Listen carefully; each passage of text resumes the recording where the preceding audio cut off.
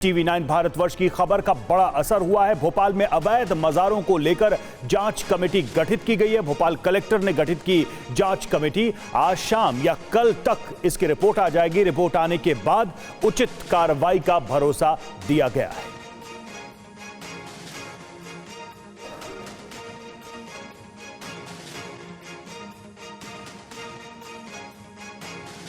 हमारे साथ बातचीत करने के लिए भोपाल के कलेक्टर आशीष सिंह सर हैं।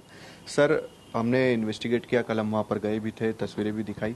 फिलहाल प्रशासन अब इस पूरे मामले पर क्या कर रहा है? देखिए, कल ये मामला हमारे संज्ञान में आया था और हम लोगों ने अपनी प्रशासनिक टीम भेजी है। वहाँ पर जो टीम ने रिपोर्ट किया है कि 4 मज़ारें बनी हैं, कुछ पुराने निर्माण भी हैं, कुछ नए निर्माण भी हैं।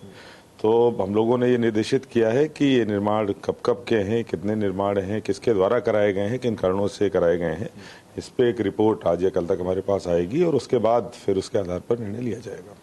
निर्णय में क्या होगा सर, क्योंकि जो पूरा एरिया अगर आप देखें तो एक तरह से लग रहा है स्पष्ट तौर पर कि वो अतिक्रमण ही है, तो क्या उससे हटाया जाएगा फिर आगे? देखिए, जैसा मैंने बताया कि 2-3 बिंदु कि कितना पुराना अतिक्रमण है, किसके द्वारा किया गया है, किस प्रकार का है, किस उद्देश्य से किया गया, इस पर एक जांच प्रतिवेदन चाहा गया है। आज शाम तक या कल तक आएगा, उसके बाद ही स्थिति स्पष्ट हो पाएगी। पर कार्रवाई के लिए प्रशासन तैयार है, क्योंकि इसमें मंत्री भी यही बात करें कि अगर अवैध है तो हम तुरंत ही हटाएंगे। देखिए, मैं फिर वही कहूंगा कि जब तक ये जांच प्रतिवेदन नहीं आ जाता है, विभिन्न जो बिंदु मैंने बताए हैं, तब तक ये कहना मुश्किल है। एक बार जब जांच प्रतिवेदन आ जाएगा, आज शाम तक या कल तक निर्णय लिया जाएगा। चलिए, तो इसे लेकर जांच कमेटी अपनी जांच कर रही है और जैसे ही जांच पूरी होती है, जो भी तथ्य सामने आते हैं, उसके बाद प्रशासन अपनी उचित कार्रवाई करेगा। कैमरा पर्सन मुकेश के साथ Shubham Gupta, TV 9 Bharatvarsh, Bhopal. TV 9 reporter Shubham Gupta ने कल भोपाल के इस इलाके से एक्सक्लूसिव रिपोर्ट भेजी है, आपको वो भी दिखाते हैं।